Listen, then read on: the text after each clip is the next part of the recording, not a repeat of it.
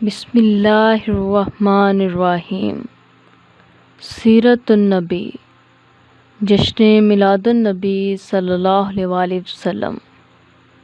نعمت شکر بجا لانے کے مختلف قرآنی طریقے۔ نعمتوں پر شکر بجا لانے کی حکمت، وجوب اور سابقہ امتوں کے عمل سے اس کی کئی مثالیں گزر چکی ہیں۔ اب ہم بلا اختصار نعمتوں پر شکر بجا لانے کی مختلف صورتیں بیان کرتے ہیں جن کی سند بھی قرآن نے ہی فراہم کی ہے۔ ذکر نعمت۔ قرآن مجید نے نعمتوں کا شکر بجا لانے کی پہلی صورت یہ بیان کی ہے کہ اللہ کی رحمت اور اس کی نعمت کو یاد رکھا جائے، جیسا کہ قبل ازیں بنی اسرائیل پر کی گئی نعمتوں کے تذکرے میں ہم نے سورہ بقرہ کی یہ آیت بیان کی ہے: اے بنی اسرائیل، یاد کرو میری وہ نعمتیں جو میں نے تم پر کیں۔ اسی طرح سورہ آل عمران کی یہ آیت بھی ضمناً اوپر آ چکی ہے۔ یہاں اللہ نے بنی نوح انسان کو حکم دیا ہے کہ وہ اس کی نعمت کو یاد کریں۔ اپنے اوپر کی گئی اللہ کی اس نعمت کو یاد کرو کہ جب تم آپس میں دشمن تھے، پھر اس نے تمہارے قلوب میں الفت و محبت ڈال دی، پس تم اس رحمت الہی سے بائی بائی بن گئے۔ تحدیث نعمت۔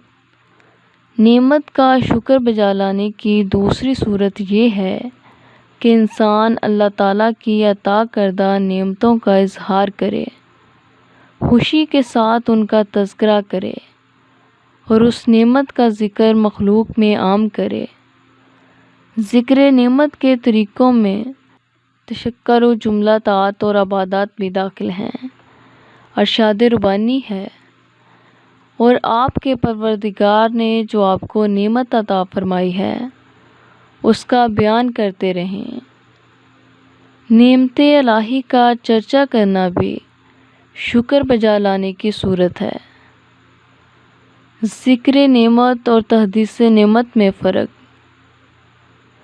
پہلے ذکر نعمت کا حکم دیا گیا، جس کا معنی یہ ہے کہ اس نعمت کو اپنے دل میں یاد رکھا جائے اور زبان سے ذکر کیا جائے، لیکن وہ ذکر لوگوں کے لیے نہیں، صرف اللہ کے لیے تھا۔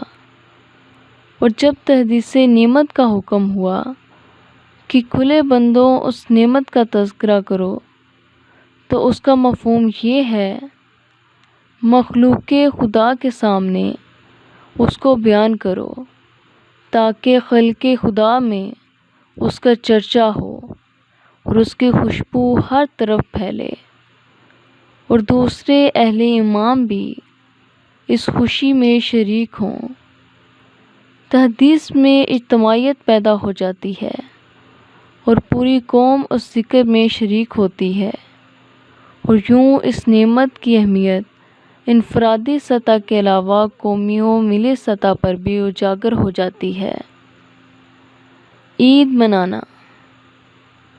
ذکر نعمت اور تحدیث نعمت کے علاوہ اللہ تعالیٰ کی نعمتوں اور ان کی عنایات کریمانہ پر شکر کے اظہار کی تیسری صورت یہ ہے کہ اس خوشی کا اظہار جشن اور عید کے طور پر کیا جائے۔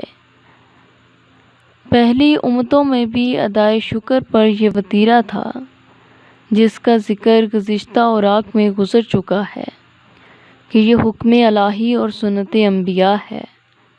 جس دن اللہ کی کوئی خاص نعمت میسر آئے تو سابقہ امتیں اس دن کو بطور عید مناتی تھیں، جیسا کہ حضرت عیسیٰ علیہ السلام اللہ رب العزت کی بارگاہ میں یوں متوجہ ہوئے: اے ہمارے پروردگار، ہم پر آسمان سے خوان نعمت نازل فرما تاکہ ہمارے اگلوں اور پچھلوں کے لیے وہ دن یوم عید بن جائے۔ یہاں مائدہ کی نعمت پر حضرت عیسیٰ علیہ السلام اپنی امت کو عید منانے کا حکم فرماتے ہیں، جبکہ آمد مائدہ کے فخر موجودات سیدنا محمد مصطفیٰ صلی اللہ علیہ وآلہ وسلم کی آمد سے کیا نسبت ہے؟ کہاں آسمانی خانوں کے دسترخوان کا اترنا اور کہاں مقصود تخلیق کائنات کا دنیا میں تشریف لانا؟ جب عمومی نعمتوں کے نزول پر عید منانا انبیاء علیہ السلام کی سنت اور اللہ کے حکم کی پیروی قرار پائی تو اس نعمت عظمیٰ کے حصول پر تو یہ امت عید کیوں نہ منائے، جس کے توسط سے کائنات ہست و بود کو یہ ساری نعمتیں عطا ہوئیں۔ شکریہ۔